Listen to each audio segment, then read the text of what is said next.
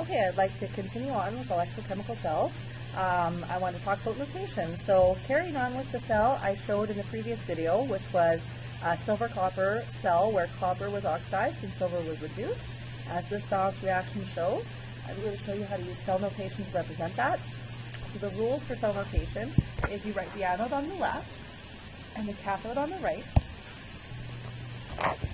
And you write the anode and the cathode individually in the order that they would occur in the reaction. So reaction first, then product.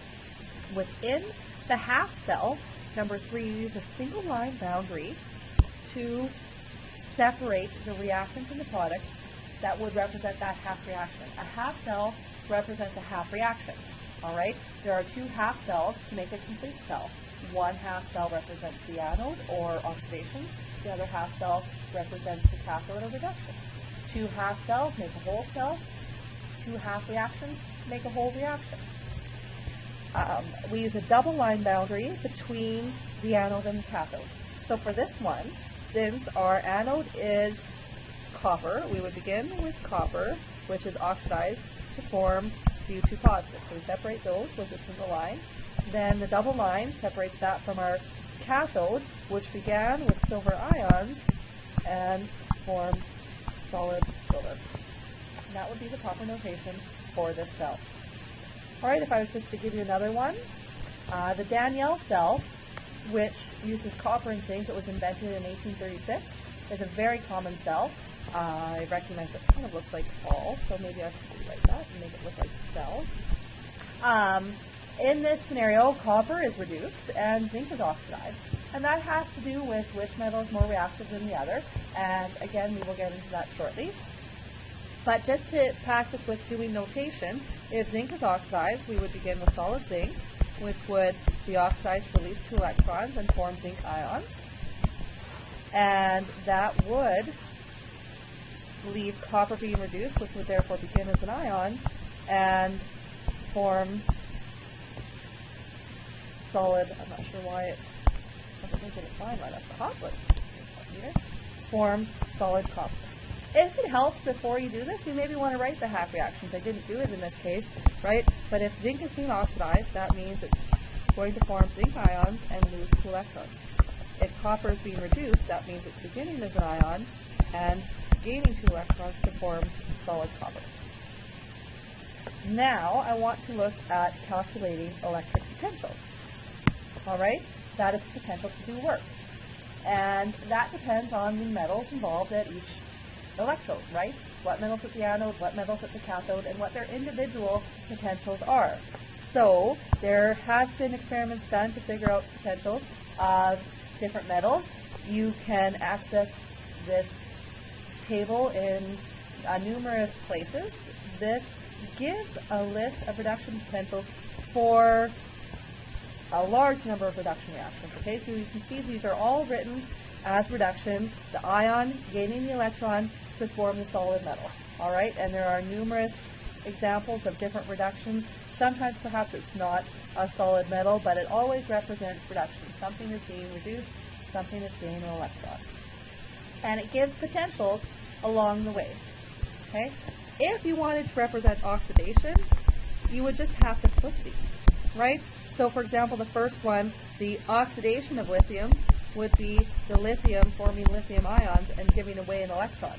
All right, so the potential for that is just simply the opposite of the reduction potential. So it would be a positive 3 volts.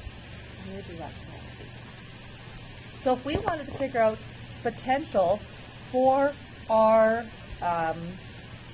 2 cells that we just looked at, our 2 examples, then we could just consider a formula. So the total potential for a cell would be equal to, there is 2 ways to think of it. You could think of it as the sum of the oxidation potential and the reduction potential, right? So if you're doing the oxidation potential, you just have to remember it's always the opposite of each of those numbers on your table. You could also do it like this, where you take your reduction potential and subtract your oxidation potential, right? That implies, therefore, that you're always adding the opposite. Okay, so let's do our first example, which was copper and silver.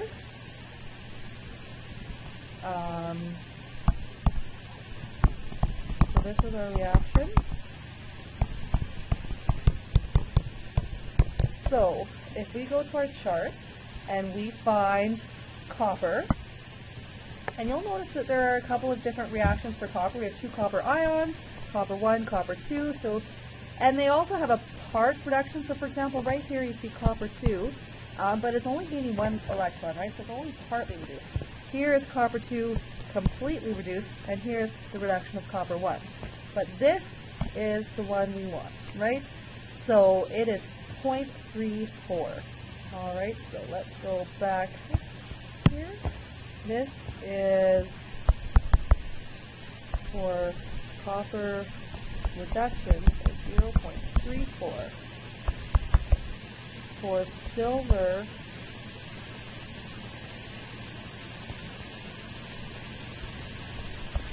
reduction, it is, let's go find it. Silver positive is 0.80.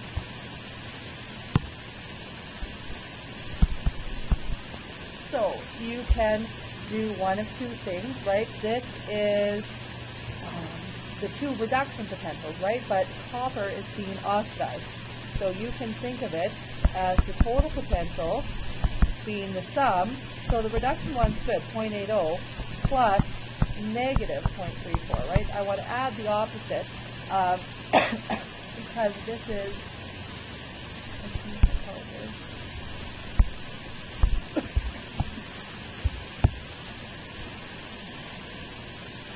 this is oxidized, right?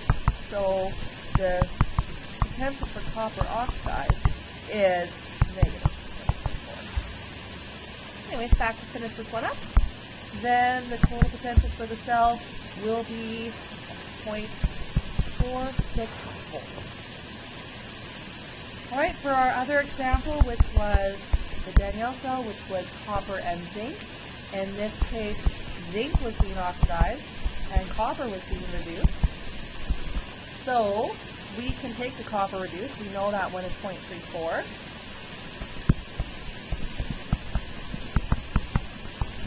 And if you wanted, you could go take the oxide value right off the table right away. So the oxidation value for zinc, let's find zinc on here. Here it is, right here. It is negative 0.76 for reduction potential, so its oxidation potential would be the opposite, which would be positive 0.76.